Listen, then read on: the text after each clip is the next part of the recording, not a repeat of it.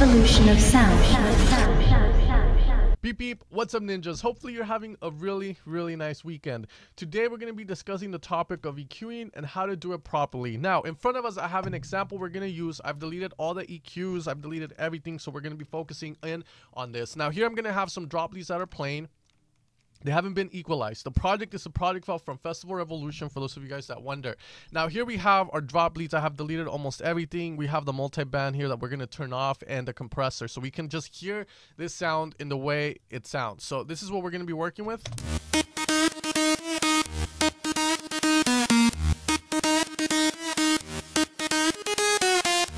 Okay, so how to EQ properly? We're going to be utilizing this one. Now, EQing, guys, you should see it as 95% of the time when you're equalizing, you're actually going to be reducing rather than boosting.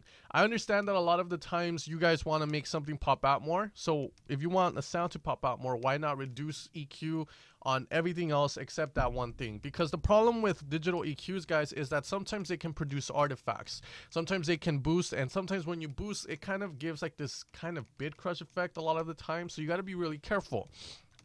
The EQs in Ableton aren't the highest quality compared to FabFilter Pro when you're in linear phase, but we will talk about that in another video. Now, let's get started with equalizing properly. We're going to be using the leads as, reference, just an example so you guys can understand. So the first lead that we have is going to be this one. It's going to sound like this.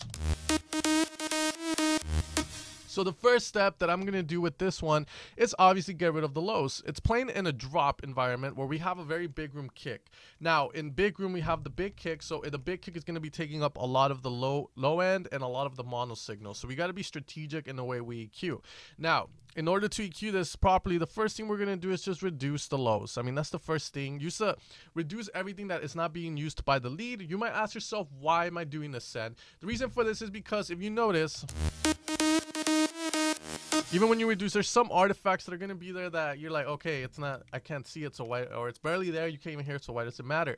The thing is that these kind of frequencies can add up, or they can kind of, just become really messy. It's like, imagine you drop maybe a piece of your food on the floor and you're like, I'll just clean up later, and then you just keep dropping food in that same place, and you keep going, I'll clean it later. Eventually it starts to pile up. Same analogy, same problem.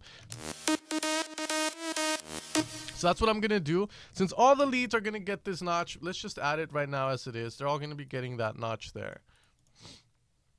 So we're just going to paste them all, and there we go. Now that's the first step. Now the next step is we got to see how many leads our drop lead is going to have, aka how many leads whatever we're equalizing is going to have, and now we're going to have to EQ each one of them, making room for everything in the mix. So the first lead I have is obviously this one, which has a lot of high end. You can tell by the white noise, but also the meat of the sound is more here in the center. So for now, what I'm going to do is I'm going to reduce here, and that's about it. I just want the meat portion of that sound and maybe reduce just a tiny bit here. Now you might be going, Samworld, it sounds like shit by itself. Well, the good thing about equalizing properly, guys, is that it's not how it sounds like by itself, it's how it sounds like in a group. So now if we hear this right now,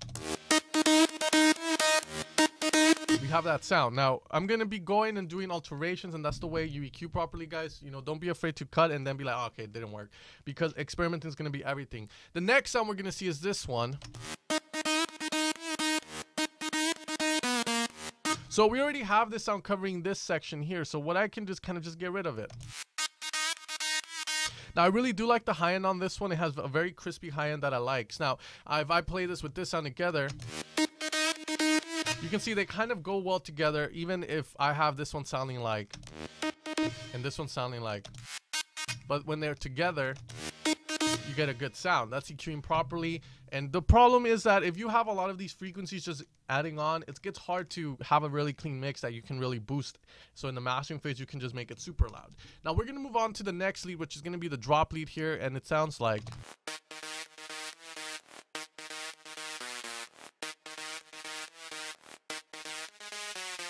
So that one's gonna sound, as you can see, it's kind of covering a very weird section, I think. Okay, so it's gonna be covering those high ends as well. So what I'm gonna do is, I think I just want this part of the sound for this one, because we already have this one getting the highs. Now if we play this together, now the next lead is gonna be this one, which seems like it's one of the loudest ones.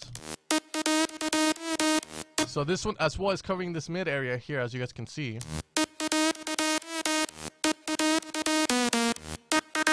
So what we're going to do is we already have one covering this section here, so we can easily just reduce here.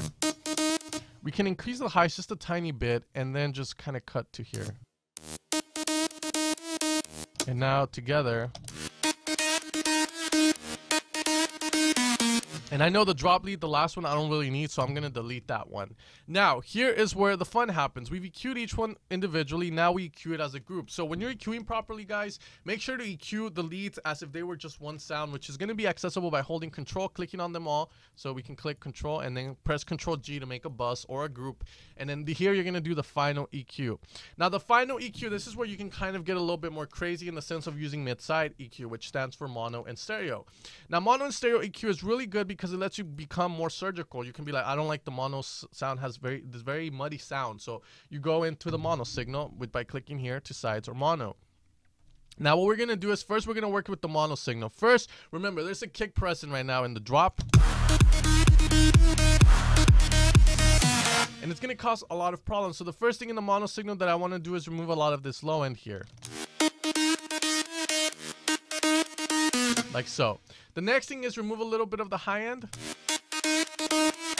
And that's going to be it. Now we're going to move to the side signal. In the side signal, you never want frequencies below 200 hertz. So that's the first thing I'm going to do with, EQ number 1. Just do that. Do a notch there.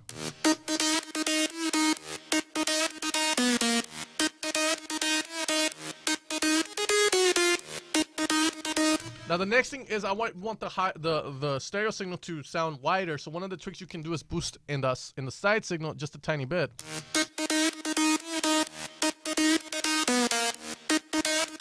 You can get it sounding a lot wider. Now we're going to do another boost here with the 5. We're going to do a high shelf to this. The high shelf is just boosting these frequencies here. And this is just a technique in order to make it sound wider. Now, once we have that, we can go back over to the mono signal and see how it sounds like right now.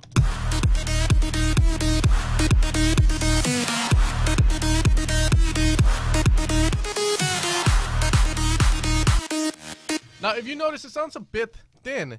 And to me, that's a problem. So what I'm going to do is I'm going to go back and revise a lot of the things here. Now, maybe I cut too much. So let's go to 200 there. And now let's go to this lead and maybe let a little bit more slip. And now we're going to move on to the next one. And here I'm just doing corrections. Maybe I just cut too much of the low end that I thought was going to mess up my EQ. And now we go to the last one. Let's reduce less there. Let's kind of get it more here in 200 and a little notch up there. And now let's test it out.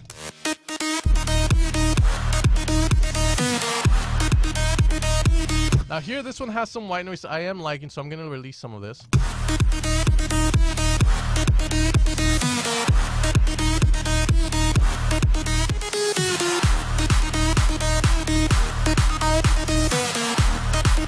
And then I added a bit here, and now we are done with the EQ.